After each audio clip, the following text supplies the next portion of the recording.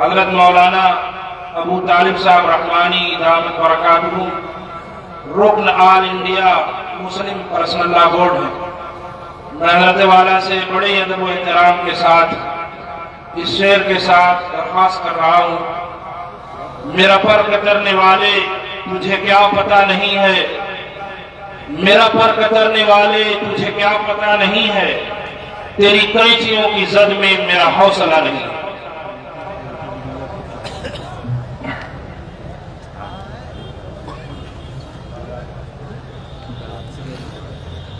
جو حضرات کھڑے ہیں سے درخواست سے بیٹھ جائیں۔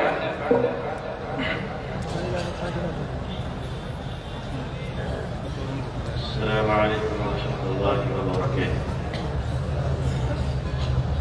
بسم اللہ الرحمن الرحیم۔ الحمد للہ وکفى وسلام علی عباده الذین اصطفى، اما بعد۔ الحمد لله رب العالمين والعاقبة للمتقين، والصلاة على رسوله محمد وعلى آله وأصحابه أجمعين۔ رب اشرح لي صدري ويسر لي أمري واحلل عقدة من لساني يفقهوا قولي، رب يسر ولا تعسر وتمم بالخير، ربي زدني علما، ربي زدني علما، اللهم ربي زدني علما وألحقني بالصالحين۔ أعوذ بالله من الشيطان الرجيم، بسم الله الرحمن الرحيم، وقل جاء الحق وزهق الباطل إن الباطل كان زهوقا۔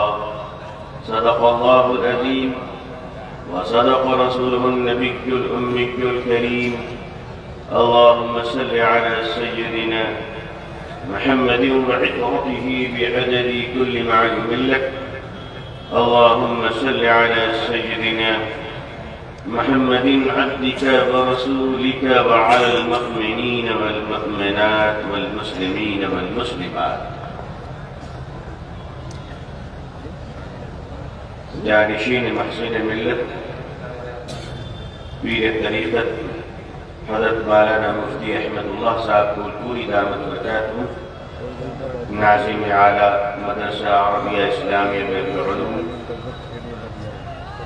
قابل احترام حضرات علماء کرام، بزرگان محترم، نوجوانان اسلام، عزیزان کرام، اس وقت ظاہر ہے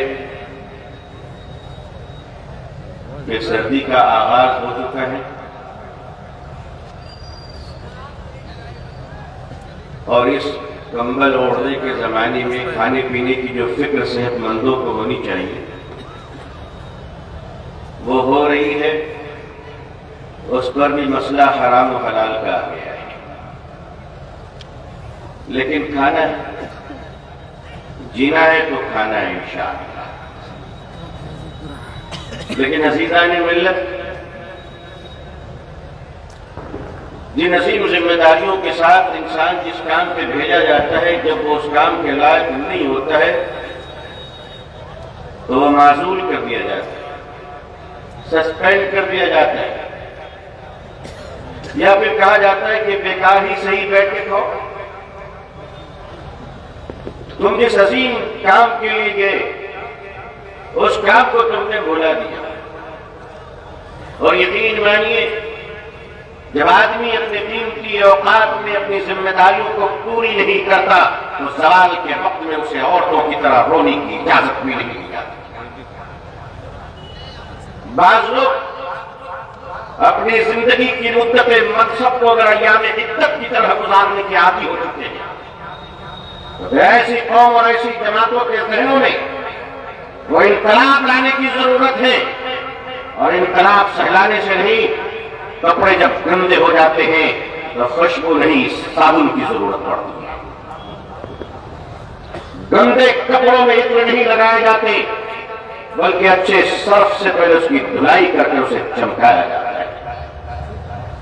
ہو سکتا ہے کہ ابھی تک کام نہ کر رہا ہو سکتا ہے کہ خوشبوئیں کام نہیں کر رہی ہو، مارکیٹ میں کچھ برانڈیڈ سرف نکالے جا رہے ہیں، کچھ اچھے ڈٹرجنٹ پاؤڈر اور صابن بھی آ رہے ہیں۔ امت مسلمہ اس سے پہلے کہ صابن کی جگہ لانڈری کے کیمیکل ڈالنے کی تیاری کر دی جائے، بہتر ہے کہ تم اپنے آپ کو خاندان کی تنگ گلیوں سے گزرنے کے بجائے اپنی وسیع شاہراہ تیار کرو جس راہ کے لیے تم اس دنیا میں بھیجے گئے۔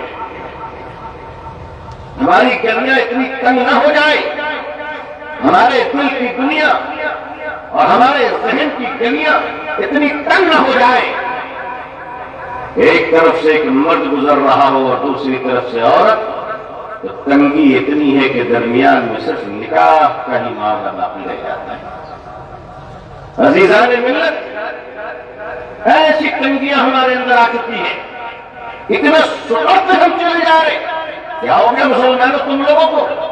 کہاں چلے گئے تم؟ اس دنیا میں ہو، قرآن کی آیت کو تم نے پڑھا ہے اور بار بار پڑھا ہے، ہم نے بھی پڑھا ہے اور آپ نے بھی پڑھا ہے کہ اللہ نے کہا حق آیا باطل گیا، اور بے شک باطل تو ہوتا ہی ہے جانے کے لیے۔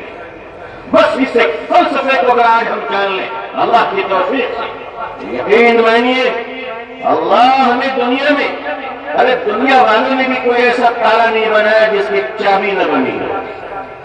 دنیا کا ہر تالا چاہے نمبر سے کھلے، چابی سے کھلے، لوہے سے کھلے یا لاکھ جوتے سے کھلے، مگر تالا وہی ہے جس کا کھلنا ایک لیکن مقدر ہے۔ سبحان اللہ سبحان اللہ۔ دنیا میں کوئی ایسا تالا نہیں بنا جو لگ جائے اور کھل نہ پائے۔ وقت کا انتظار ہے، آج تیری باری، آنے والی صدی ہماری باری۔ جاء الحق وزهق الباطل ان الباطل كان زهوقا۔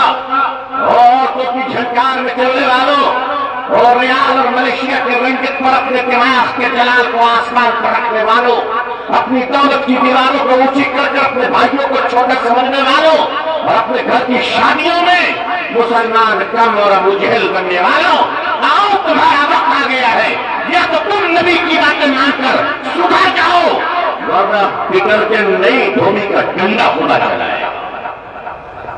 تو صابن کا دور گیا، ڈنڈے کے دور چلیں گے۔ بعض ضدی داغ کو دھوبی ڈنڈوں سے مار مار کر چھڑایا کرتا ہے۔ جاء الحق وزهق الباطل ان الباطل كان زهوقا۔ حق آیا، باطل گیا۔ یہ باطل کون ہے؟ حق کون ہے؟ حق روشنی ہے، باطل اندھیرا ہے۔ اللہ تبارک و تعالی نے کنفرم کر دیا حق آئے گا، باطل ٹک نہیں سکتا۔ یہ ایمان ہے ہمارا، ایمان ہے یا نہیں؟ بات حق آئے گا تو باطل جائے گا۔ آپ نے 12 سنا ہے، لائٹ آ گئی تو کیا ہوا؟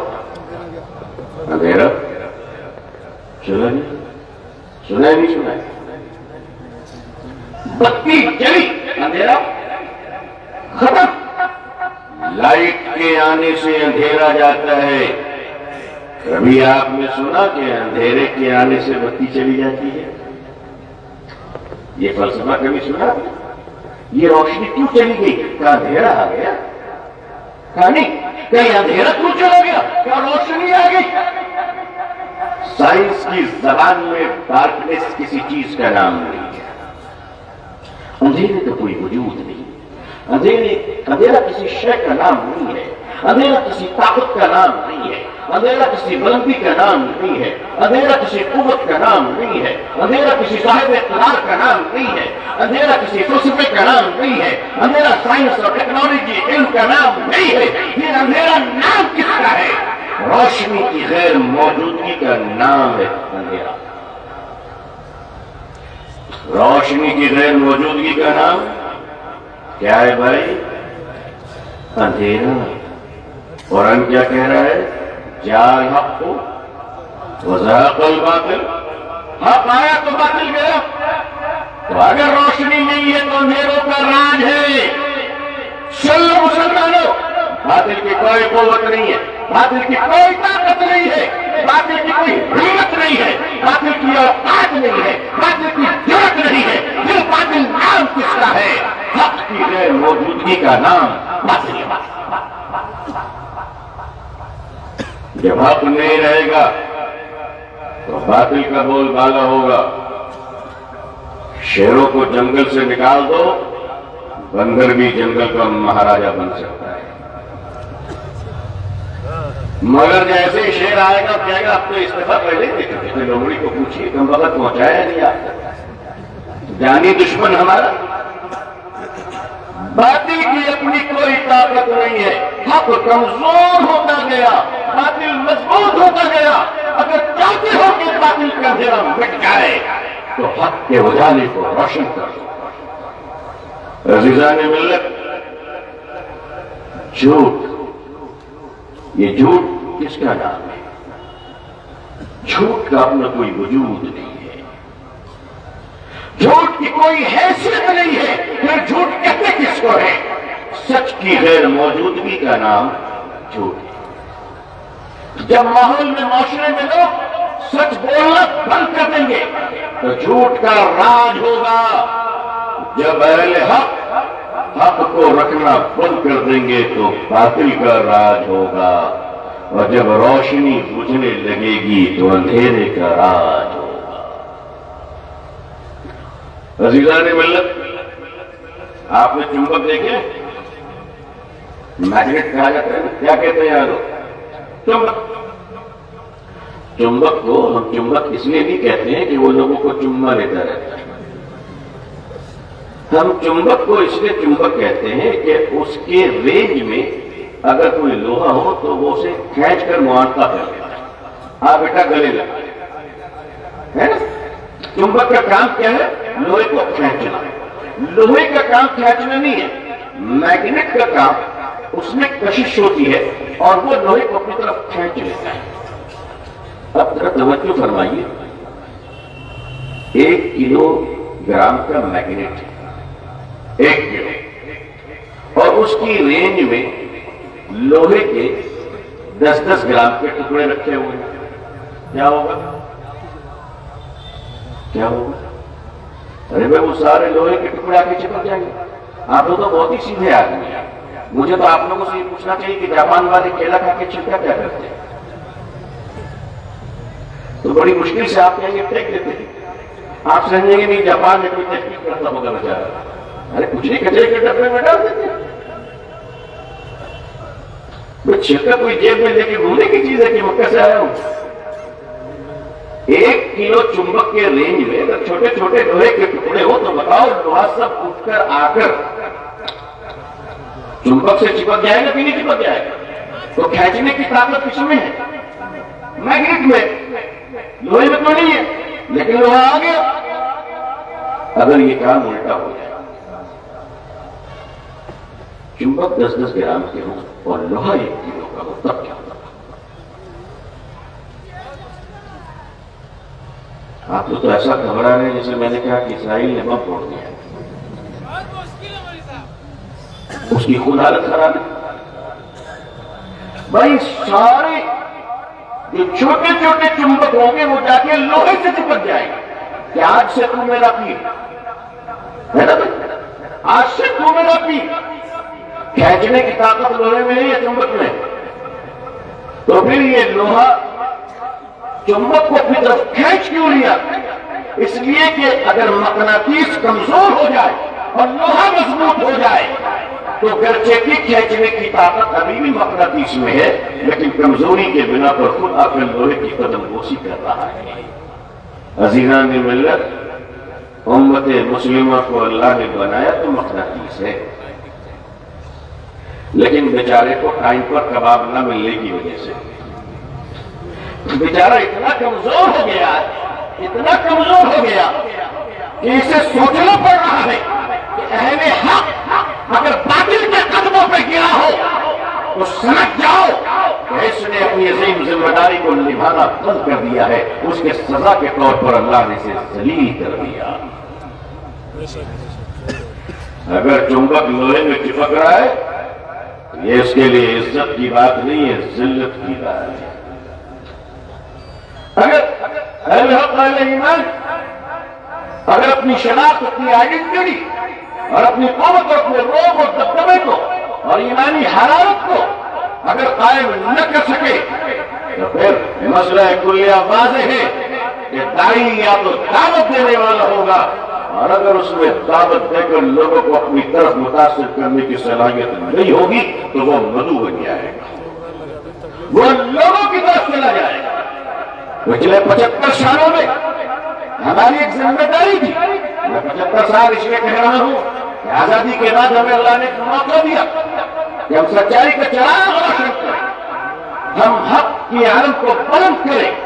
کم از کم مسلمانوں کو ایک تربیت تو دی جاتی کہ مسلمان بچوں کو، کہ مسلمانوں ہمارے بچوں زندگی میں سولی پہ بھی لٹک جاؤ تو کبھی جھوٹ مت بولنا، کبھی جھوٹ مت بولنا۔ ہمارے ملک میں ماشاءاللہ جتنے اسلامی تقریریں ہوتی شاید دنیا میں کسی ملک میں ہو، ہندوستان، پاکستان، بنگلہ دیش سے زیادہ جلسے دنیا میں کہیں ہوتے ہوں گے؟ نہیں، میں تقابل نہیں کرتا، مگر اگر آپ ساؤتھ ایشیا کے کنٹریز میں چلے جائیں تو وہاں کے بچے جھوٹ کیوں نہیں بولتے؟ اسلام وہاں ہے، مسلمان یہاں ہے۔ وہ لوگ ان کے پاس دین نہیں ہے، لیکن وہ شراب خانوں میں بھی بیٹھ کر، جاپان کے لوگ شراب خانوں میں بھی بیٹھ کر سچ بولتے ہیں، ہم مسلمان مسجدوں میں بھی بیٹھ کر جھوٹ بولتے ہیں۔ ایک جھوٹ بولنے والی قوم سے آپ امید رکھتے ہیں کہ انہیں ایک مقام ملے، انہیں عزت ملے۔ آزادی سے پہلے انگریزوں کا زمانہ تھا، کانپور یہ پٹکا پور بہت مشہور جگہ ہے، وہاں مسجد سے متصل قریب میں ایک شراب کی دکان کھل گئی۔ انگریزوں کا زمانہ تھا، لائسنس دے دیا گیا۔ اب جو نمازی آنے جانے والے تھے بیچارے وہ شراب کی دکان دیکھتے تھے اور مسجد جاتے تھے، بڑی راحت ہوتی۔ مسلمانوں نے کہا امام صاحب بدعا کیجیے کہ اللہ کرے اس کی دکان میں آگ لگ جائے۔ ہر نماز میں دعا ہونے لگی، بدعا کہ اللہ مسجد سے قریب شراب کی دکان کھل گئی ہے، آپ اس کو جلا دیجیے، خاک کر دیجیے، خاک سر کر دیجیے۔ اب یہ دعا مشہور ہو گئی، شراب کی دکان والے کو بھی اطلاع مل گئی کہ ہمارے لیے روزانہ بدعا ہوتی ہے۔ مگر ایک دن خدا کا کرنا ایسا ہوا کہ شارٹ سرکٹ کی وجہ سے اس کی دکان میں واقعی آگ لگی۔ اب آگ لگی تو شراب میں الکحل ہوتی، آگ پھیل گئی، کنٹرول نہیں ہوا، قابو نہیں ہوا، دکان جل گئی۔ شراب کی دکان کے مالک نے تھانے میں جا کے FIR کروایا کہ میری دکان میں آگ لگی ہے اس مسجد کے مصلیوں کے بددعا کی وجہ سے۔ FIR، اور اس کے ذمہ دار امام صاحب اور نمازی حضرات۔ پولیس نے بلایا، بھائی آپ لوگوں کی بددعاؤں سے دکان جل گئی؟ کہا کہ ایسا نہیں ہو سکتا، ہماری دعاؤں میں طاقت کیا ہے؟ کہا کہ نہیں، اس کو تو یقین ہے، جس کی دکان جلی ہے اسے یقین ہے کہ میں اس کی بددعا سے تباہ ہوا ہوں، مگر اسے یقین نہیں جو دعا کر رہا ہے، اسے یقین نہیں۔ عدالت میں ان لوگوں نے گواہی دیا، حضور ہماری دعاؤں سے کچھ نہیں ہوا، آپ اطمینان رکھیں، ہماری دعائیں تک نہیں ہوئی۔ جج کہہ رہا ہے یہ پہلا موقع ہے کہ جسے دعا نہیں آتی اسے تو یقین ہے، اور دعا کرنے والی جماعت کو خود اپنی دعاؤں پہ یقین دی ہے۔ مسلمانوں، اگر آپ کسی ایسے راستے پر چل رہے ہیں جہاں پتھر ہے، اوبر کھابڑ ہے، بڑی بڑی گٹیاں ہیں، تو زیادہ گھبرانے کی ضرورت نہیں، ایک اچھا جوتا پہن کے اس پر چلا جا سکتا ہے۔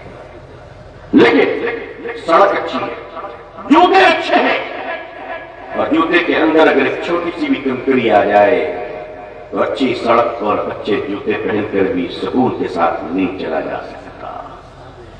دنیا کا ماحول کتنا بھی بگڑ جائے، اگر ہم نے اپنی نسلوں کی تربیت ٹھیک سے کر لی تو ہم اس دنیا کے خاردار راہوں کو انشاءاللہ ایک دن فتح کر سکتے ہیں، مگر پوری قوت و سلطنت کے ساتھ، بادشاہت کے ساتھ، پیٹرول اور ڈیزل کے سمندروں کے ساتھ، سونے کے پہاڑوں کے ساتھ، عزت توغہ کے ساتھ پوری جرأت کے ساتھ بھی اگر ہم چلے اور ہمارے اندر کھوٹ رہا تو بےایمانی بدیانتی جھوٹی کنکریوں کے ساتھ ہم دنیا کی راہوں پر ایک لمحہ سکون کی زندگی نہیں گزار سکتے. ایک لمحہ.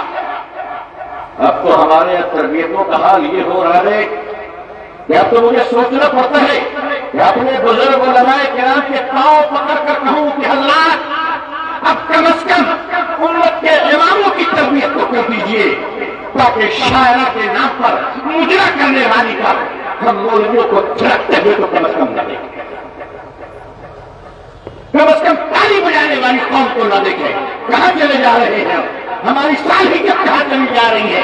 آپ کہتے ہیں دنیا پر انگلی نہ اٹھائے اور آپ نے تو اپنا سر کپ کر رکھا. ہم نے اپنے معاشرے کی تربیت کی, اپنے سماج کو بنایا نہیں. یہ عظیم الشان علاقہ اعظم پر اللہ نے آپ کو خوشحالی بھی دی ہے, اللہ نے آپ کو قوت بھی دی ہے. کہ آپ کو یہ فرض نہیں ہے کہ اپنے بیٹے اور بیٹی کی شادی کے موقع پر آپ دنیا کو بتا دو کہ پوری دولت کے ساتھ, پوری طاقت کے ساتھ, پوری قوت کے ساتھ اور پوری طاقت اور پولیٹیکل پاور ہونے کے باوجود ہم اپنے بیٹے اور بیٹیوں کی شادی میں جس سر کو سب سے زیادہ اونچا کریں گے وہ محمد رسول اللہ کی سنت ہوگی صلی اللہ علیہ وسلم. لیکن وہ مالداروں, ہمارے بچوں کی شادی میں سنت بیچارہ کہاں رہتی ہے؟ دین کہاں رہتا ہے؟ وہ بیچارہ قاضی 15 منٹ کے لیے رجسٹر لے کے خطبہ پڑھنے کے انتظار میں رہتا ہے کیونکہ تم اسے ایک لفافے دے دو گے. تم اپنے دولت کا مظاہرہ کرتے ہو. یاد رکھنا اس کلکتے سے لے کے بمبئی تک کئی لاکھ مسلم بچیاں جوانی کی دہلیز پر پہنچ چکی ہے. 25 سال کے بھی ہو کر ایک معمولی اور پھٹے ہوئے کپڑوں میں ٹریفک سگنل پر بریک مانگتی ہے اور لچائی نسلوں سے ہمارا بچوں کو نگاہیں ان بچیوں پہ پڑتی ہے. ان کے ماں باپ معذور ہیں. جس قوم کی جوان بیٹیاں غربت کی وجہ سے شادی کے بجائے بھیک مانگتی ہو, اگر اس قوم کا مالدار اپنی بیٹی کی شادی میں بیٹے اتار کر لوگوں کو کھلاتا ہے تو اپنے نام و نمود کو اپناتا ہے تو دودھ کرنا چاہیے ہمیں سے مالدار ہونا. جس قوم کے چھوٹے چھوٹے بچے اپنی غربت کی وجہ سے راستے میں بیٹھ کر پنچر کی دکانوں میں ٹیوب میں ہوا بھرتے ہو, اس قوم کا کوئی چودھری اپنے پر ناز کرتا ہے اپنی گاڑی اور گھوڑوں پر تو شرم آنی چاہیے. اس لیے کہ جس قوم کا مسلمانوں کا اس وقت ہر چوتھا آدمی, ہندوستانی مسلمانوں کا ہر چوتھا مسلمان, میں بڑی ذمہ داری سے یہ بات کہہ رہا ہوں, میں چاہتا ہوں میری گفتگو اور باتوں کے تیر و لشکر کچھ حساس اور غیرت مند لوگوں کے دل میں لگے. میں اس ملک کا شہری ہوں اس کا ہر چوتھا مسلمان یا تو غریب ہے یا بھکاری ہے. ہمیں زیب دیتا ہے. میں اچھا کھانا اور پہننے کے خلاف نہیں. آپ اپنے بچوں کو اچھا رکھے, اپنے مکانوں کو اچھا بنائے, گرمی میں اے سی لگائے, میں اس کے خلاف نہیں. اللہ آپ کو اور عطا فرمائے. میں کہنا یہ چاہتا ہوں کہ حد سے آگے بڑھ کر اگر پھٹانی کرو گے اور دکھاوا کرو گے تو توڑ دیے جاؤ گے اللہ کی طرف سے, مٹا دیے جاؤ گے اللہ کی طرف سے. اس لیے کہ اللہ کو غرور پسند نہیں ہے, اللہ کو تکبر پسند نہیں ہے. آپ اپنے عظیم الشان علاقے میں چھوڑ دیجیے پورے ہندوستان کی خبر گیری کرنے کی آپ کو کوئی ضرورت نہیں. اس سے کوئی مطلب نہیں کلکتہ, بمبئی, دلی, مدراس, بنگلور, حیدرآباد کے مسلمانوں کا کیا حال ہے. چھوڑ دیجیے. آپ اپنے حالات, اپنے گھر کی خبر لیجیے. ایک مالدار بھائی نے غریب بھائی کو جو توڑایا ہے, ذرا مل کر اس کے دلوں کو تو ملا دو. مسلمانوں اس کے دلوں کو تو ملا دو. بھائی بھائی لڑ رہا ہے. آپ کے وزیر شان ادارہ شرمی اکیڈمی جس نے ایک مدت تک لوگوں کی کشمیری کو بجھائی, وہ دارالمصنفین جس پر مولانا علی ندوی رحمۃ اللہ علیہ جیسوں کو ناز. کیا ہوا؟ آج اس کی عظمت رفتہ کو اگر آپ واپس نہیں لائیں گے تو آپ کو حق نہیں ہے کہ آپ سے اٹھا کر ہندوستان میں بات کر سکیں. آپ کو حق نہیں. اگر آپ نے آپ کی گولی سے آپ کا بھائی مارا گیا ہے, آپ کو ادھیکار نہیں ہے کہ آپ اتحاد مسلم پر گفتگو کرو. شرم آنی چاہیے ہمیں. کب آئے گی ہمارے اندر یہ خیر؟ کب آئے گی ہمارے اندر یہ قوت؟ کب ہم جھوٹ بولنے سے اجتماعی طور پر توبہ کریں گے अपने मोहल्ले में, अपनी मस्जिदों में बैतुल माल कायम कीजिए और अपने पैसों को अपने बैतुल माल में जमा कीजिए और इस नियत से जमा कीजिए कि कम से कम इस मस्जिद के रेंज में आने वाले मुस्लिम घरों का कोई आदमी भीख न मांगे इंशाअल्लाह। एक बेवा औरत बुर्का पहनकर बाहर भीख मांगती है, हमें गैरत नहीं आती।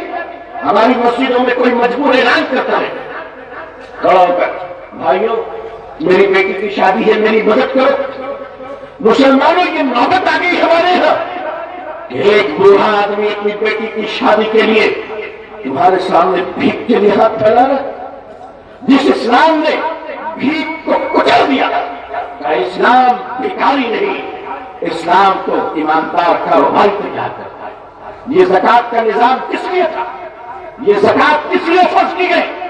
ताकि मुसलमानों की गरीबी खत्म हो जाए, ताकि मुसलमानों की बदहाली खत्म हो जाए। हर बात पर नए चंदे, बारिश हुई तो चंदा, आंधी आई तो चंदा, आग लगी तो चंदा, शराब आए तो चंदा, गरीबी आए तो चंदा, जाड़ा आए तो चंदा। कब बंद होगा ये धंधा? कब बंद होगा? ये पैसे क्या कह रहे हैं हमारे? मुसलमानों अपने पैसों की हिफाजत करो, गरीबी इस तरह खत्म नहीं होगी। अपनी मस्जिदों में बैतुल माल कायम करो और तय करो 40 घर आगे, 40 घर पीछे, 40 घर दाएं, 40 घर बाएं। तुम्हारे 160 मुस्लिम घरों में अगर कोई बेवा है तो मस्जिद उसको वजीफा देगी। अगर कोई माजूर है आप उसका इलाज करवाइए। अगर कोई गरीब लड़की निकाह के लिए है आप उसके अखराजात को बर्दाश्त करें। अगर कोई गरीब बच्चा अपनी गुर्बत की वजह से ड्रॉप आउट कर रहा है तो उससे अच्छी और आला तालीम देने जाने की जिम्मेदारी इस मस्जिद कमेटी के बैतुल माल की होनी चाहिए। आप ये निजाम तो कायम कीजिए इंशाअल्लाह इस मुल्क में, अपने पैसों की हिफाजत तो कीजिए। फिर देखिए अगर ये निजाम चल पड़ा और हमने भीख मांगने वालों की सड़कों भी की और भिखारी मुक्त भारत और देश बना दिया कि कोई मुसलमान भीख न मांगे।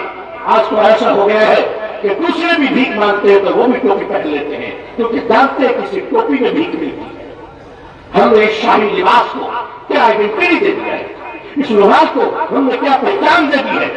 अगर भिखारी मुक्त समाज हमने बना लिया और पूरे हिंदुस्तान की बात मैं आपसे नहीं करता, आप सिर्फ एक मस्जिद के इलाके में अपने इलाके की खबर ले लीजिए, इंशाअल्लाह 5 से 10 सालों में हिंदुस्तान का मुसलमान गरीब नहीं होगा बल्कि भारत के टूटे हुए रास्तों को बनाने के काबिल होगा इंशाअल्लाह।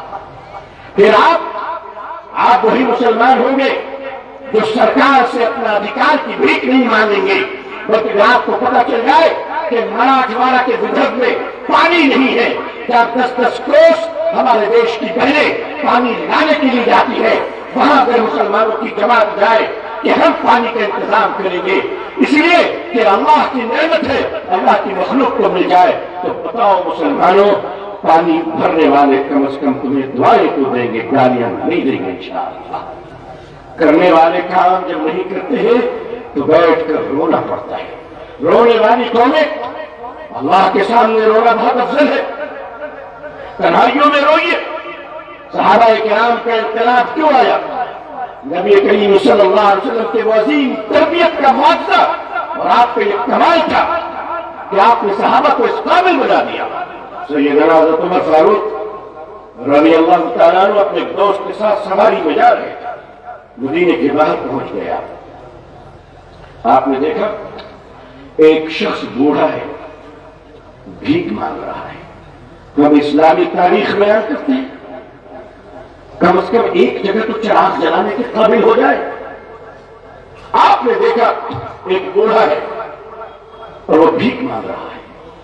सैयदना उमर फारूक रज़ी अल्लाह अन्हु की खैरत ईमानी बहुत, आप नीचे उतर गए सवारी से और उस शख्स के पास गए।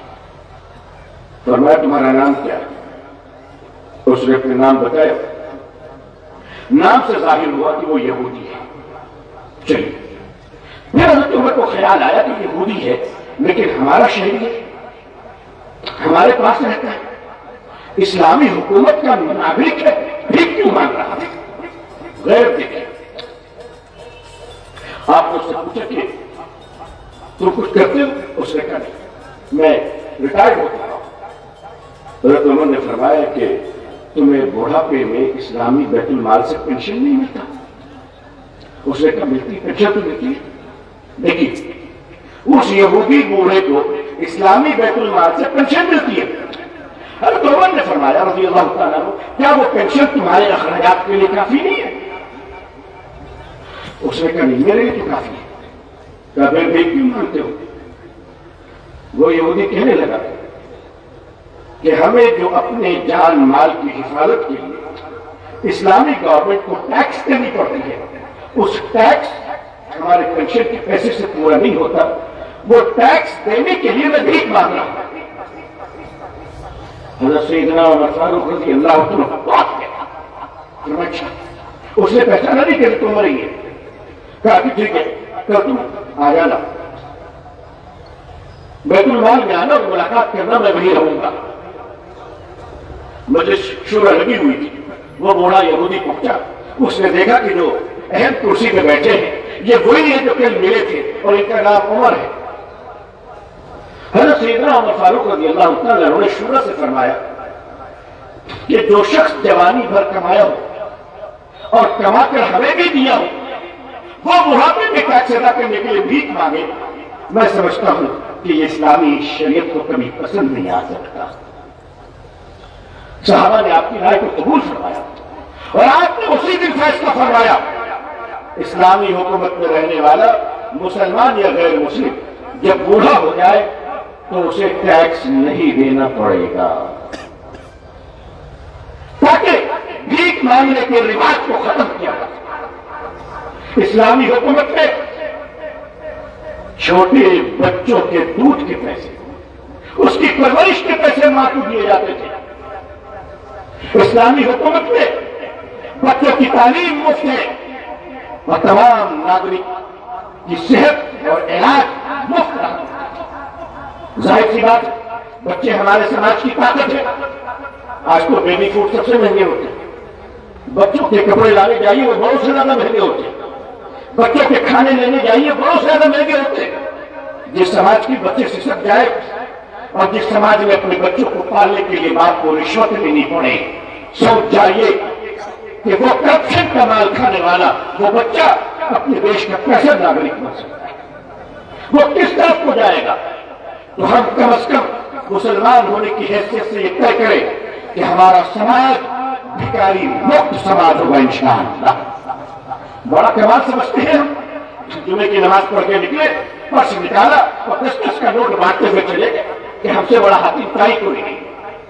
आपने सखावत नहीं की है, आपने भिखारियों को बढ़ावा देकर समाज में जलालत की है। ये वो पेशावर भिखारी है कि आज अगर इनको आप 1 लाख रुपए दे दोगे तो 1 लाख रुपए को रखकर तो दोबारा फिर वही आगे बैठ जाए, दोबारा वही कराते बैठ जाए। भिखारियों को प्रमोट न किया जाए तो इससे देश का भी नुकसान है, समाज का भी नुकसान है, हमारा पूरा माशरा खराब होता चला जा रहा। मगर एक बेवा खातून बुर्का पहनकर बच्चों के साथ मस्जिद के दरवाजे पर भीख मांगती है तो वो तनहा नहीं बल्कि पूरा माशरा जलील हो गया हमारा कि हमारी बेटी आखिर भीख मांगने के दरवाजे पर क्यों आई है? क्या हमारे चोचले, हमारे नखरे कम नहीं की जा सकते? अज़ीज़ान मिल्लत, कुछ हिम्मत कीजिए और सुनिए, अब शिकायत का वक्त नहीं है, अब अपने एहतियात के साथ अपनी तरबियत और इस्लाह का वक्त है। रात के अंधेरे तकरीरों से नहीं दूर हुआ करते, चराग जलाने से दूर हुआ करते। हमें और आपको इतना करना पड़ेगा कि हम अपने मस्जिद के दरवाजों को और हमारे तमाम इदारों को भिखारियों से बात कैसे करना है ताकि हमारे समाज में हक दार तक जो मुस्तहिक है उस तक चीजें पहुंच जाए। हमारे अकाबिर उलमाए किराम को इस पहलू पर सोचना आने वाले वक्त के लिए बहुत जरूरी है। मैं ये बात शायद यही कह सकता हूँ और पूरी दिलत के साथ कह सकता हूँ कि अब वो वक्त आ गया है कि मुसलमानों, तुम मदरसों को चंदा अगर 1000 रुपए देते हो तो अब 2000 दो, 2000 दो, मगर खुदा के वास्ते अब ज़कात के पैसे मत दो। अगर देना है तो फ्रेश बात हो इंशाअल्लाह। वो जो 97.5% पैसा बचा के रखा है वो किसने रखा है? मदरसे को ज़कात से, गरीबों को ज़कात से, मरीजों को ज़कात से, कैदियों को ज़कात से, भिखारियों को ज़कात से, दुनिया का सारा धंधा 2.5% से करोगे आप। और ये सारे 97% आपने किस लिए रखा है? अपनी जवान बेटी के बर्थडे का केक काट कर नाचने का, अपने बच्चों के शादी में उड़ाने के लिए। ज़कात के पैसों से गरीबों की मदद कीजिए, और जो फ्रेश माल आपके पास रखा है उसका 5% निकालकर इन मदरसों की इमदाद कीजिए, ताकि माल का कचरा खाकर मौलवी तैयार न हो, फ्रेश माल खाकर उलमाए हक की जमात तैयार हो इंशाअल्लाह। ये भी आपको हिम्मत करनी पड़ेगी। कब तक हम छुपाए रहेंगे इस बात को? मैं मानता हूं उसूल और फिक़ह में गुंजाइश है, मैं भी मानता हूं, लेकिन याद रखिए, अगर आप चाहते हैं कि आपके उलमा हक बोलने वाले हो, जरूरतमंद हो, साहिबे किरदार हो, जिनके चेहरे को देखकर दुनिया के हुक्मरान ये कहे कि खुदा याद आ गया, तो जरूरी है कि माल का कचरा देना बंद कर दो। जहां जाना चाहिए वहीं भेजिए, और 1000 की जगह 2000 दीजिए, मगर फ्रेश माल से दीजिए, ताकि एक सही जमात तैयार हो सके इंशाअल्लाह। आपको और हमको, सारे मुल्क के मुसलमानों को मिलकर जरूरतमंदाना फैसले लेने होंगे। अगर फैसले नहीं लीजिएगा तो ताली बजाते हुए और मुशायरों पे वाहवाही करते हुए 75 साल गुजर चुके हैं और 100 साल गुजर जाएंगे। क्या खबर है आपको कि हमारी कितनी बेटियां नौजुबिल्लाह हाथ के गोद में बैठ चुकी हैं, हराम के दरवाजों पर पहुंच चुकी हैं? आपको क्या खबर कि कई लाख ग्रेजुएट मुसलमान बच्चे नौजुबिल्लाह रजिस्टर्ड मुल्हिद हो चुके हैं। मैं उसकी तफसीलात बयान करना नहीं चाहता। मेरे सीने में ज्वालामुखी है, मेरे सीने में एक आग जल रही है। जिन हक़ाइक़ का इल्म मुझे है, अगर मैं उसके 1/40वां हिस्सा बतौर ज़कात की बयान कर दूंगा, क़यामत से पहले क़यामत आ जाएगी। आप क्या समझ रहे हैं? हमने मामूली गफलत की है, हर लाइन में हम पीछे होते चले गए। हमें इसका मुकाबला करना है तो पूरी किल्लत बहादुरी के साथ करना है। मुसलमानों आओ, और इस तरह हम मस्जिदों को भर दें इंशाअल्लाह। अपनी नमाजों में, फजर की नमाजों में मस्जिद भरने वाले हो जाए। उलमा फरमाते हैं हालात जब नागहानी हो तो कुनूत नाज़िला की पाबंदी होनी चाहिए। कुनूत नाज़िला की पाबंदी नहीं है। हम कहते पूरा हिंदुस्तान नफिल रोजा रखे और लंबी दस्तरखान बिछा दे, यहाँ से लेकर बनारस के एयरपोर्ट तक, और फिर चंदे दिए जाए, फिर तस्वीरें लगाई जाए। नहीं, अगर करना है, हिम्मत है, मोहब्बत है, तो आओ फजर की नमाज में मस्जिदों में चले और कुनूत नाज़िला में आमीन कहने वाले लोग बन जाए। सुन्नत भी अदा होगी इंशाअल्लाह, और परेशान हाल लोगों की मदद भी होगी इंशाअल्लाह। सुन्नतों को जिंदा कीजिए। मनमाने तौर पर दीन का काम करना बिदअत और गुमराही तो है, मगर सुन्नत नहीं हो सकती। आइए हुजूर सल्लल्लाहु अलैहि वसल्लम की सुन्नत को जिंदा करेंगे इंशाअल्लाह।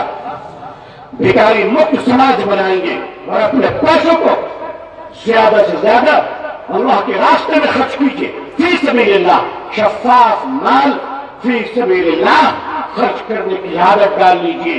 ये जमाशुदा माल किस तरह से आज लुटे जा रहे हैं, ये कहने की जरूरत नहीं है। मुसलमानों, जो माल अल्लाह के रास्ते में खर्च नहीं होंगे वो रिश्वत में जाएंगे, न जाने कहां कहां जाएंगे। अल्लाह ताला हम सबके कसूरों को माफ फरमा दे, और अल्लाह पूरी दुनिया में और हिंदुस्तान में हम सबको इस्लाम की इज्जत देखना नसीब फरमाए, और हम सबको अपनी दीनी जिम्मेदारियां समझकर और अपने अकाबिर उलमा की रहबरी और निगरानी में अदा करने की तौफीक अता फरमाए। अल्लाह ताला अक़वाम आलम और अहले हिंदुस्तान के दिलों में इस्लाम के लिए और मुसलमानों के लिए जज्बा मोहब्बत और एहतराम पैदा फरमा दे। आमीन या रब्बल आलमीन। आखिर दअवाना अल्हम्दुलिल्लाहि रब्बिल आलमीन। वस्सलामु अलैकुम व रहमतुल्लाहि व बरकातुहू।